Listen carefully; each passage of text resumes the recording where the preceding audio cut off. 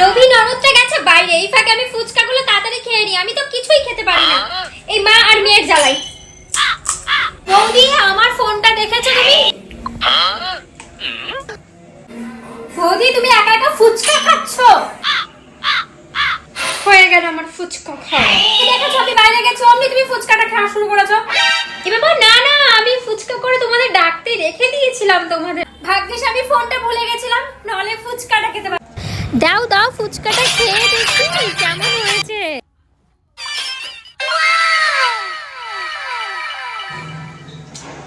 বৌদি দারুণ হয়েছে, আমি খাচ্ছি আর মার জন্য নিয়ে যাচ্ছি, ঠিক আছে?